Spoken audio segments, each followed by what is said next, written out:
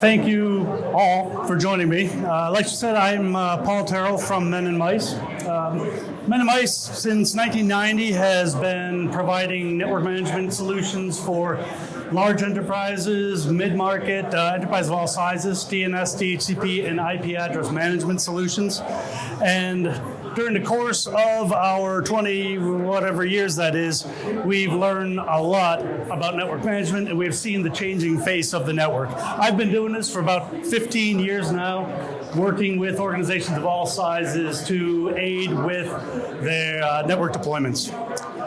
So, what we're going to cover today, the shifting sands and relationship between DevOps and network teams, migration and hybrid deployment of DNS, DHCP, and IP address management solutions. And what does that mean?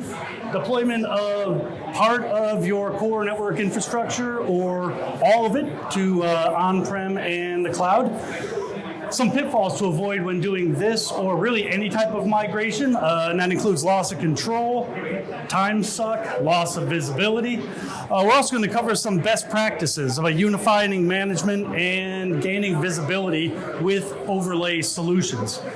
We're going to talk about adding security and control, and finally automating and workflows, which are the best way to gain efficiencies and gain control in your network management. And then capitalizing on service native features, which I like to say is AKA getting what you've paid for. Now, first off, DevOps and network team, historically, not the most convivial of relationships for several reasons.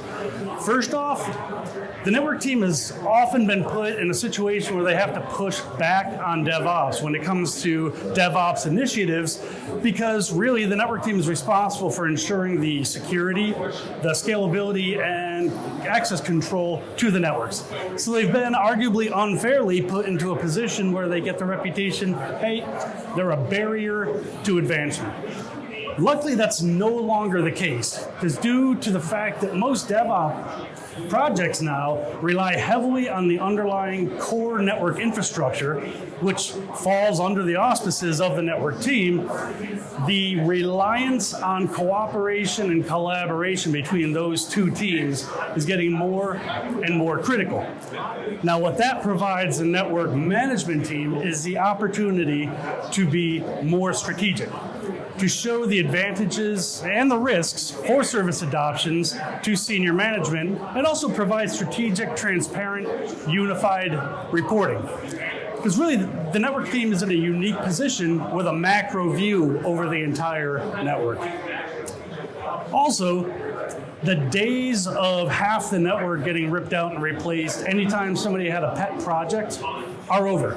The network team is now the voice of reason, saying, hey, we don't have to rip everything out. We can leverage the existing infrastructure investments that we've made, which again provides tremendous strategic ROI to the network services team and enables them to proactively prepare for change. Communication and collaboration results in preparation. Collaboration, communication, preparation. For once, the network services team can actually be in a position to proactively make things fireproof rather than spend all their time running around trying to put out fires. Direct integration with orchestration tools is also critical. And it's critical of any DDI solution being rolled out. Orchestration tools are like crack to DevOps teams because they enable the rapid, almost instantaneous spinning up and down of what could be huge chunks of the network in support of these highly visible and therefore highly sexy DevOps implementations. But the underlying DDI core services infrastructure can actually support the automation of the underlying processes that enable this constant scaling up and down. And then finally, workflows and reporting intelligence. Workflows, yeah, they're great for providing efficiency, but they also provide adherence to business rules. Like, for example, if a guy in a help desk puts out a request, that request can be approved or denied or routed for further review based on their role in the organization, their AD group, or some other business rule. Again, increasing network control. Migration. All right. This is pretty basic stuff, but it's critical. You think, when you're looking at a migration, either a multi-cloud or a hybrid migration, one of the first things you have to think about is what's being migrated, right? Is it going to be the entire core infrastructure? Is it just going to be DNS? Is it just going to be DHCP, a little of each? These things have to be considered. And the new platform, does it have the same capabilities as the old one? Do you have automation currently that's going to break if you roll out onto a new platform? I mean, it's really kind of hard to see the downstream impact of such a migration on, let's say, APIs you've got in place. And then a functionality audit. Any migration, you shouldn't lose functionality. You should always gain. So an audit is pretty critical. And this is something that I personally see all the time when I have clients rolling out a multi-cloud strategy. You have to do the audit. You have to see what's going to be impacted. And the same holds true for architectural differences. Not all platforms are created equal, and you need to see if the critical interrelationship between DNS and DHCP is going to be impacted by a rollout such as multi-cloud. And then finally, OS, is it on the devices or on the services? Interesting question, but if you think about it, DHCP best practices state that the services should be as close to the client as possible. In the case of a hybrid environment, you can have DHCP in the cloud and DHCP on-prem for something like guest wireless. You can have DHCP running on Cisco iOS. So when looking at a deployment, hybrid is often something to consider. All right, so automation, workflow, etc. The critical thing on this slide, automate everything, remove single point of failure. Rolling out to the cloud is sexy, but you have to watch out for single point of failure. So really, scalability, availability, and flexibility are the most important bullets on this slide. Scalability, it's key, and it's critical to engage cloud services, or you're never going to truly scale. You can't do it with appliances. You can't truly scale. Availability, hands-free HA. Hands-free. It should not require manual intervention. And Men&Mice offers a product called XDNS, which enables the redundant multi-master across cloud platforms or within multiple accounts on the same cloud platform. So whether your external DNS zones are sitting in AWS, Azure, NS1, Dyn, all of those, or maybe multiple accounts in Route 53, let's say, if one zone goes down, you have to have hands-free HA to avoid downtime. Hybrid deployment. All right, so putting DNS in the cloud, there's plenty of scenarios. 3 of them I have on here. Really the big takeaway is taking a bind server and plunking it somewhere in the cloud is really not a cohesive cloud strategy, right? Just taking your gear, virtualizing, and putting it on somebody else's computer doth not a cloud strategy make. The services like Route 53, like I mentioned, Akamai, Azure, they have got built-in robust resident utility that enables really pretty much robust functionality. So it only makes sense to get what you're paying for and to leverage those cloud-native services. Homegrown. All right, talk about lack of flexibility. All right, Mr. Legacy here. Now, homegrown solutions, and they're common, but legacy solutions are inherently static. And with that comes a litany of challenges, not the least of which is ownership. Who owns it, right? So when Jack, the PBX guy, built the thing back in the early aughts, it got the job done, right? And it was his pet project. Well, guess what? Jack's retiring. Whose couch is the thing going to be living on now? Yours?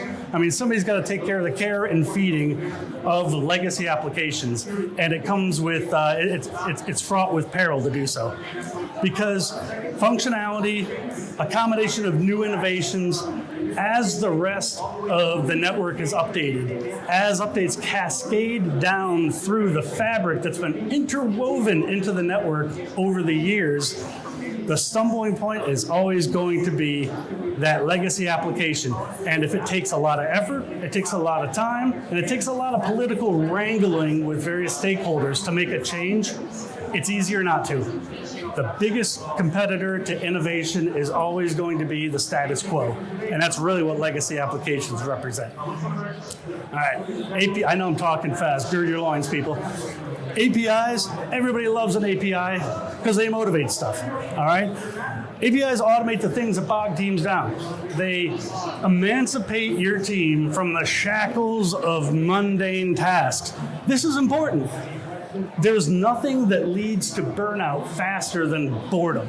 I've got a little social experiment for you. All right, you want to see incredibly high turnover on your team? You take a talented engineer and put them on a mundane task. That's going to work.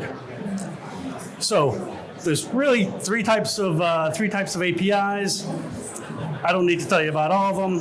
JSON RPC is old, SOAP's rigid, REST is the way to go. All right, it is got the poor performance, the reliability, and the scalability to get the job done. Pretty much everything on the market, all solutions have APIs, but not all APIs are created equal. All right, things to bear in mind: is the API fast, or you're going to have to do something manual, like a SQL database call to use the API. If there's any manual intervention required, it's not automation. It's not a solution. It's one more challenge.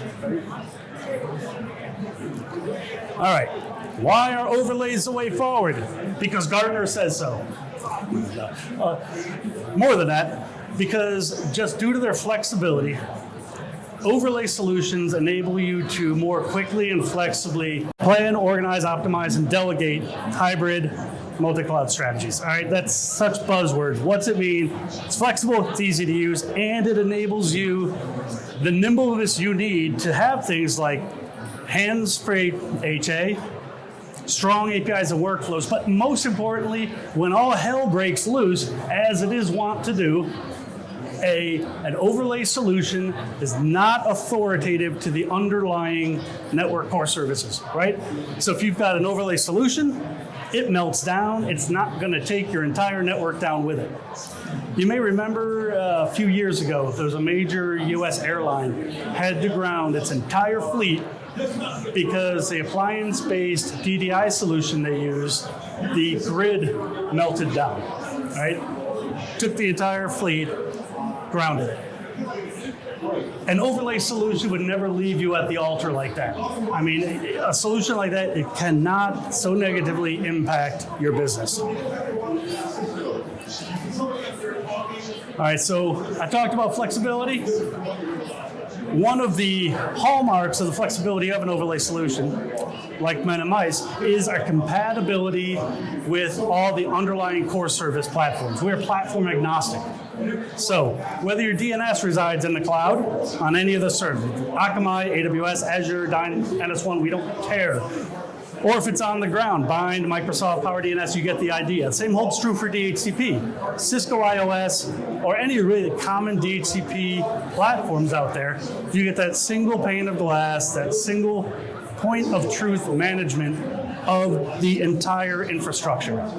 And the IPAM component integrates with Active Directory, pulls in all the layer 3 data, integrates with OpenStack and VMware, and any infrastructure you've got deployed in the cloud. One point of truth, one management.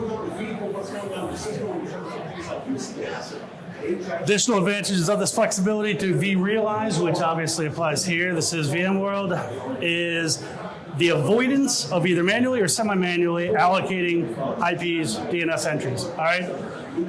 With vRealize, it's auto magic, right? You get the free next available IP from the DDI solution, associate metadata to the IP, create the DNS entry for the host and a reservation in DHCP as applies, and provision the virtual machine. Spins it up, spins it down immediately as needed.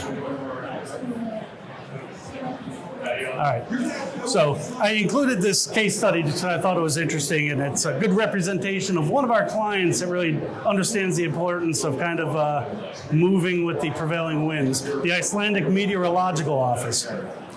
So they got a lot of benefit from an overlay solution, ours, of course, in particular. So of all the features, all the benefits they got, though, I want to point out the first bullet point here. Network changes that took them formerly 30 minutes to make, they got down to between 1 and 3 minutes. Let's call it 3 minutes. Think about that. 27 minutes gained per network change. I mean, what could your team do with an extra 27 minutes per network change? That really adds up. And if you think about it, having a single pane of glass management across networks, across business units, across organizations, it only makes financial sense. And I mean, in the case of a government organization, that is a real savings of taxpayer dollars, or in this case, kroner. So, when rolling out a multi-cloud or hybrid strategy, there are certain pitfalls you have to avoid, all right? And these hold true really for any deployment impacting your core network services. First off, when doing your due diligence, avoid solutions that require you, as the network grows, to buy more boxes. I mean, whatever they're selling, if to keep up with the changes to your network, if you have to buy more boxes or put more VMs in the cloud, that's not innovation, that's extortion, right? Also, again, solutions with slow APIs. Not all APIs are built the same. If you have to have manual intervention, it's not automation. Solutions that don't come right out of the box with workflow, right? If you have to throw good talent at mundane tasks, you're going to lose people. And then finally, isolating your network, right? Appliances, again, are a snapshot in time, right? Networks are dynamic.